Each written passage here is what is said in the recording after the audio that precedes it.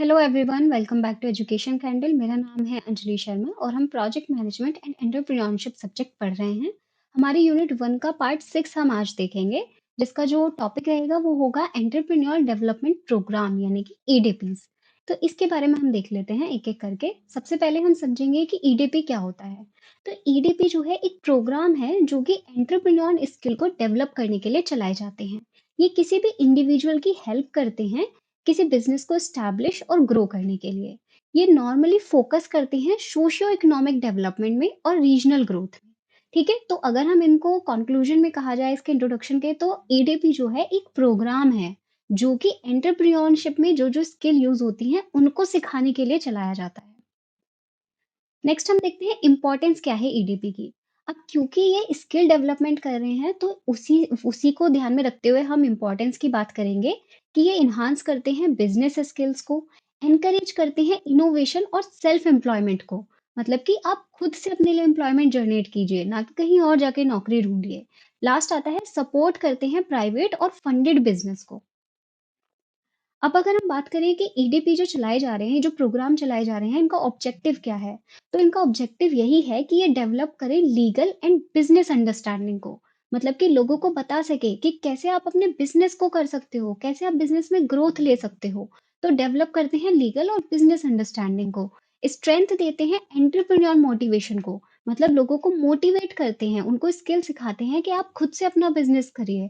अगर आपको जॉब नहीं मिल रही है तो नो इशू, आप खुद से अपना बिजनेस स्टार्ट कर सकते हैं। प्रमोट करते हैं स्मॉल और मीडियम एंटरप्राइजेस को। मतलब कि ऐसे एंटरप्राइजेस जो कि अभी छोटे हैं या मीडियम लेवल के हैं उनको प्रमोट करते हैं।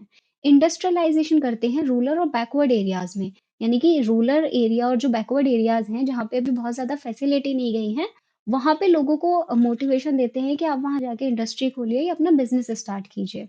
एजुकेट करते हैं एंटरप्रेन्योरशिप बेनिफिट्स को। मतलब लोगों को बताते हैं कि अगर आप एंटरप्रेन्योरशिप करते हैं तो आपको कौन कौन से बेनिफिट्स मिलते हैं। रिसर्च करते हैं स्मॉल इंडस्ट्री सेटअप में। और लास्ट में आता है design project and manufacturing and services. यानी कि यहाँ पे क्या होता है, ये प्रोजेक्ट्स बनाते हैं मैन्युफैक्चरिंग और सर्विसेज के लिए। तो ये इनके ऑब्जेक्टिव होते हैं। अब हम देखते हैं फेजेस कौन कौन से होते हैं इन प्रोग्राम के। तो इस प्रोग्राम के 3 फेज होते हैं, pre training, training and post training. Pre training में क्या होता है, यहाँ पे इंट्रोडक्शन दिया जाता है और ये जो प्रोग्राम होते हैं उनको लॉन्च किया जाता है। यहाँ पे एक्टिविटी की हम देखें तो सबसे पहले ये लोकेशन सेलेक्ट करते हैं और कोर्स सेलेक्ट करते हैं कि हमें किस लोकेशन पे कौन सा कोर्स पढ़ाना है, मतलब कहाँ के लोगों को किस चीज को सीखने की ज्यादा जरूरत है। फिर उसके बाद एक इंफ्रास्ट्रक्चर स्टार्ट करेंगे जहाँ पे ये उस लोकेशन पे उस इंफ्रास्ट्रक्चर को स्टैब्लिश करें और फिर लोगों को वहां बुला के उनके साथ कोऑर्डिनेट कर सके। कंडक्ट करते हैं मार्केटिंग और इंडस्ट्रियल सर्वे को। मतलब मार्केट में क्या क्या चल रहा है, इंडस्ट्रीज में क्या क्या चल रहा है, उनका सर्वे करते हैं ताकि लोगों को बता सके कि आपके मार्केट में अभी ये चीजें चल रही हैं, इंडस्ट्रीज में ये चीजें चल रही है, तो आप इन चीजों की स्किल्स लीजिए। प्लानिंग करते हैं, कोलैबोरेट करते हैं एजेंसी के साथ। और लास्ट में आता है कि जो मोटिवेशनल कैंपेन होते हैं उनको चलाते हैं। ये आपका प्री ट्रेनिंग फेज होता है। अब ट्रेनिंग फेज में क्या आता है, ये आपका कोर होता है इस प्रोग्राम का। मतलब कि यहाँ पे एक्चुअल में ट्रेनिंग और गाइडेंस दी जाती है। अब ये ट्रेनिंग और गाइडेंस जो होती है आपके 4 से 6 हफ्तों के बीच की होती है, जिसमें आपको बिजनेस सेटअप करना सिखाते हैं, मैनेजमेंट करना सिखाते हैं और बताते हैं कि आपको ग्रोथ के लिए कैसे कैसे अपनी स्ट्रैटेजीज बनानी है।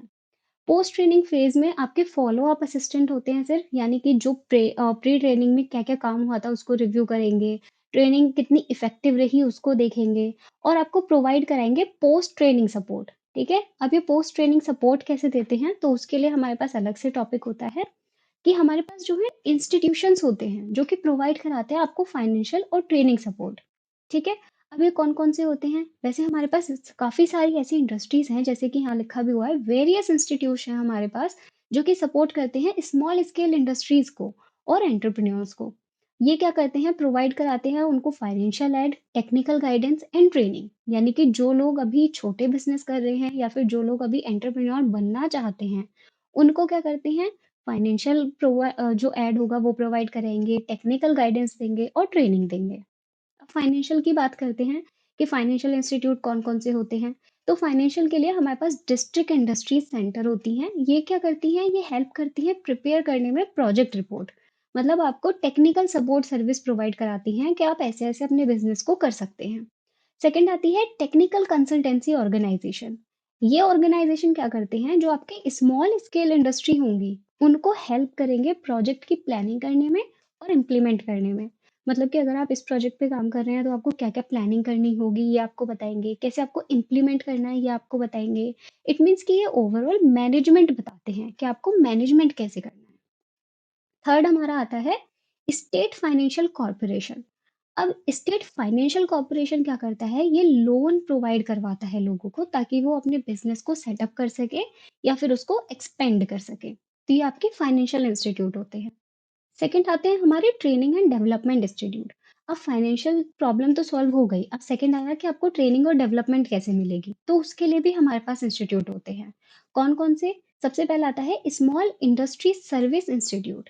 ये क्या करती है, ये डिजाइन करती है product layout for small scale industries, यानी कि जो स्मॉल इंडस्ट्रीज हैं, उनके लिए प्रोडक्ट का एक लेआउट तैयार करेगी, वहाँ के एम्प्लॉय को ट्रेनिंग देगी और उनको ये बताएगी कि आपको टेक्निकल गाइडेंस कैसे करना है। मतलब कि एक्चुअल में जो ट्रेनिंग होती है एम्प्लॉयज़ की, वो यहाँ पे दी जाती है। सेकंड आता है नेशनल स्मॉल इंडस्ट्रीज कॉर्पोरेशन। ये क्या करते हैं, जो मॉडर्न मशीनरी ऑपरेशंस हम यूज़ कर रहे हैं, उनको सपोर्ट करते हैं और आपको असिस्ट करते हैं कि आपका जो रॉ मटेरियल है, वो आपको कैसे लाना है। थर्ड आती है स्मॉल इंडस्ट्री डेवलपमेंट ऑर्गेनाइजेशन। यहाँ क्या होता है, ये हेल्प करते हैं आपकी प्रोडक्शन और क्वालिटी कंट्रोल में। यानी कि आपको बताएंगे कि आपका जो भी मटेरियल है, उसका आपको प्रोडक्शन कैसे करना है और आपको उसकी क्वालिटी कैसे कंसिस्टेंट रखनी है, कैसे आप अच्छी क्वालिटी का बना सकते हैं। यानी कि ओवरऑल ये प्रोवाइड कराते हैं कंसल्टेंसी सर्विस, ठीक है, यानी कि वो चीज़ें जो कि एक्चुअल में आपके कंपनी के लिए बहुत इंपॉर्टेंट है। लास्ट में हमारा यहाँ पे आता है national bank for agriculture and rural development. अब ये क्या है, ये बैंक है, नेशनल बैंक है, जो कि एग्रीकल्चर और रूरल डेवलपमेंट के लिए यूज किया जाता है। यहाँ पे ये क्या करते हैं, प्रोवाइड करते हैं आपके capital and support to rural. यानी कि जो भी गांव के छोटे बिजनेस हैं, जो भी गांव के छोटी इंडस्ट्रीज हैं, उनको ये फंड देते हैं या लोन प्रोवाइड कराते हैं, ताकि वो अपने बिजनेस को आगे बढ़ा सके या फिर कोई नया बिजनेस स्टार्ट कर सके। तो ये होती है आपकी ट्रेनिंग डेवलपमेंट इंस्टीट्यूट। नेक्स्ट हमारे पास आते हैं कि ये जो ईडीपीस चलाए जा रहे हैं, ये जो प्रोग्राम चलाए जा रहे हैं, वो कितने टाइप के होते हैं, जो कि गवर्नमेंट लॉन्च कर रही है। तो हमारी जो गवर्नमेंट है इंडिया की, वो काफ़ी सारी ईडीपीस यानी कि ऐसे प्रोग्राम को लॉन्च करती रहती है एंटरप्रेन्योरशिप को प्रमोट करने के लिए।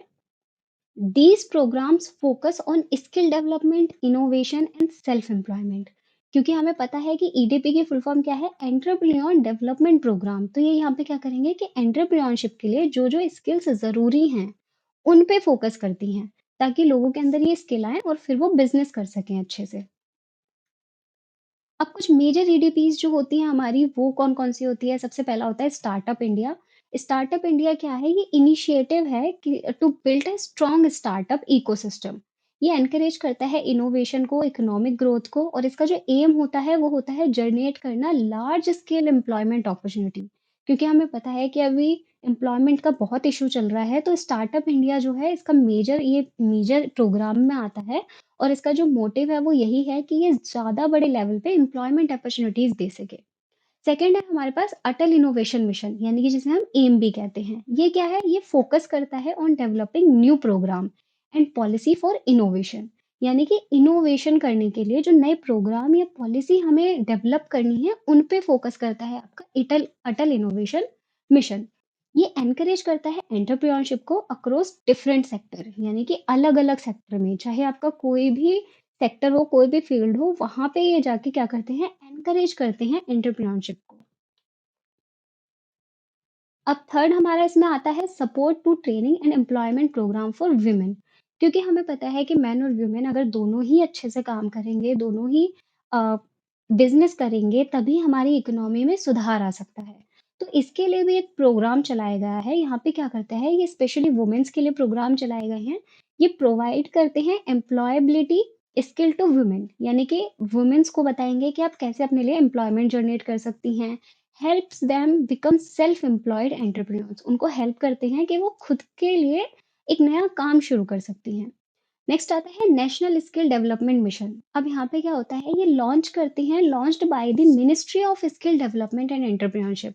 यानी कि जो मिनिस्ट्री है आपकी स्किल डेवलपमेंट और एंटरप्रेन्योरशिप की, उसके द्वारा ये लॉन्च किया जाता है। और ये मेनली फोकस करता है skill training convergence across state, यानी कि अलग-अलग स्टेट में जो स्किल ट्रेनिंग होती है, उन पे ये फोकस करता है। नेक्स्ट आता है प्रधानमंत्री कौशल विकास योजना। यहाँ पे क्या होता है, ये एक स्किल बेस्ड ट्रेनिंग है। स्कीम हम इसे कह सकते हैं by the government of India. ये हेल्प करती है इंडिविजुअल्स को एक्वायर जॉब रेलिवेंट स्किल, यानी कि यहाँ पे आपको जॉब रेलिवेंट स्किल सिखाई जाएंगी। एक किसी कंपनी में जाके आपको जिस जिस स्किल की जरूरत पड़ेगी वो सारी स्किल्स यहाँ पे सिखाई जाती हैं। ठीक है। नेक्स्ट आपका आता है कि विमेन एंड सेक्टर स्पेसिफिक ईडीपीज कौन कौन से होते हैं। तो ये होता है आपका trade related entrepreneurship assistant and development, यानी कि यहाँ पे क्या होता है, ये सपोर्ट करता है विमेन एंटरप्रेन्योरशिप को through credit training and product development. अब हमारे पास आता है, ये तो हमने प्रोग्राम्स देख लिए, ईडीपीज देख लिए अच्छे से। ये देख लिया कि गवर्नमेंट कौन कौन से प्रोग्राम चलाती है। अब हम देखेंगे कि प्रॉब्लम्स कौन कौन सी होती हैं जो कि ईडीपीज को फेस करनी पड़ती हैं। तो यहाँ पे प्रॉब्लम ये होती है कि EDPs in India face several challenges that affect their success. अलग अलग चैलेंजेस वो फेस करते हैं, जैसे कि these problem arise due to policy gap, क्योंकि पॉलिसी जो है वो काफ़ी टाइम बाद आती हैं, तो उसकी वजह से इनको प्रॉब्लम हो जाती है।